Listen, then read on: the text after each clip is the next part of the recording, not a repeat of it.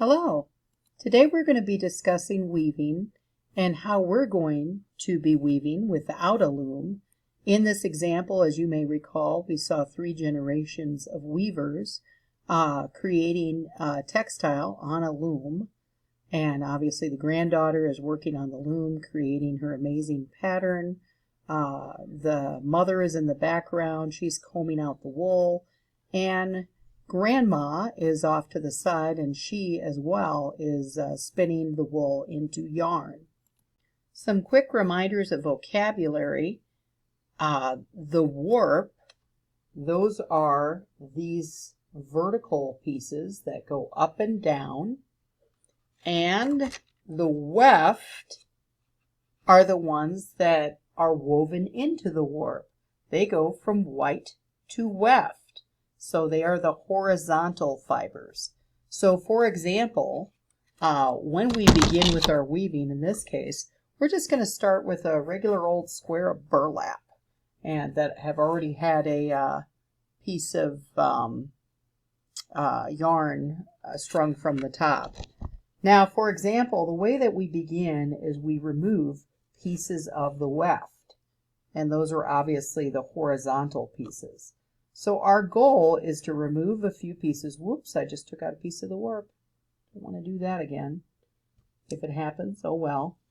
There we go. So now I have a section of weft that's been removed from the middle. Our goal is to replace as much weft as possible with some colored yarn. How much colored yarn will we need? Just enough so that it's manageable. For instance, I think enough from one shoulder all the way to your fingertips on the opposite arm is usually a good amount of yarn to use. Once we get an appropriate amount of yarn, then we need to thread the yarn through the needle. Now, yarn is just a bunch of twisted fibers. So, in order to keep the fibers from separating when you thread the needle, my trick is to fold the yarn. Just fold down the end of it, and you can even twist it a little bit to the right, and then you just shove the folded piece of yarn through the eye of the needle, grab it on the other end, and pull it through. Now, when you pull the yarn through the eye, I think it's good to leave it this little tail that's about the height of your hand. And you do not need to tie a knot. All you have to do is pull it through, leave it hanging, make sure it doesn't come back out again.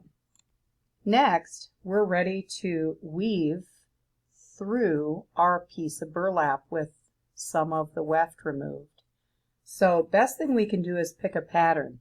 I like to pick over 2, under 2 because it's got a good ring to it. So we're going to zoom in so that we can see it up close. And adjust the focus. There we go. Now we're going to start going over 2 pieces of the warp, under 2 pieces of the warp. Over 2, under 2, over 2, under 2. And obviously it should have a real pattern to it when you look at it from a distance. Over 2, so now I've completely loaded up my needle with sections of my warp. Now there's no room for more, so now I need to pull it through. So I'm going to pull my needle through, and I'm not going to stop there. I'm going to keep pulling until I have a tail that is the same length that I've left hanging off my needle. So again, about a hand's height. Right there should be hanging off my weaving.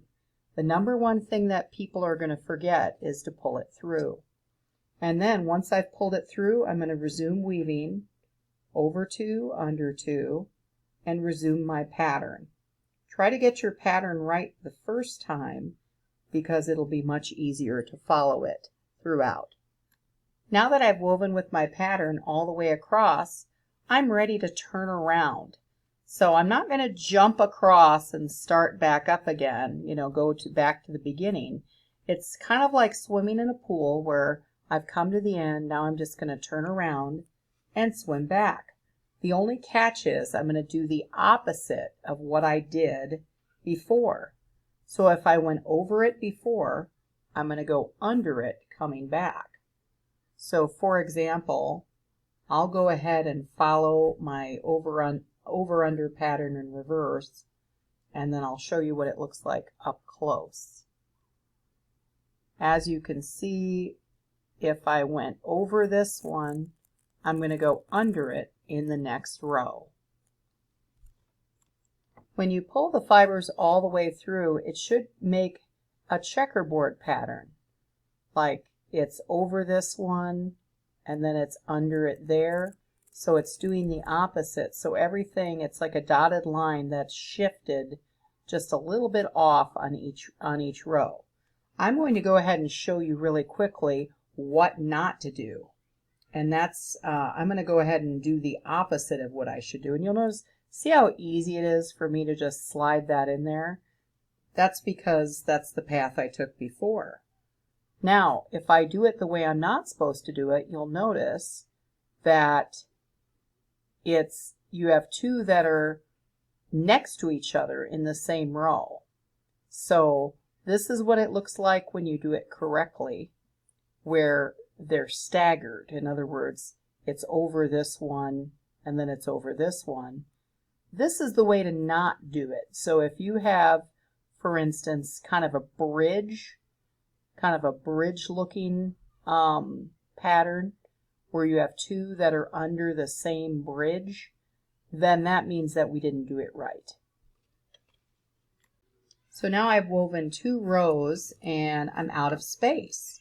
So that means I have to pull out more pieces of weft to make room for more. Now with this next row, I'm going to get fancy. So I pulled out a couple more pieces of weft. I've got room for another row. Now I'm going to get fancy and I'm going to start adding beads. So my goal is to add some beads and make it look like a honeybee. So I'm going to start weaving back, and every now and again I'm going to slide a bead over my needle, push it down, and then resume my weaving. I'm going to pull out another piece of weft just to make it easier on myself. And again, over, under, over.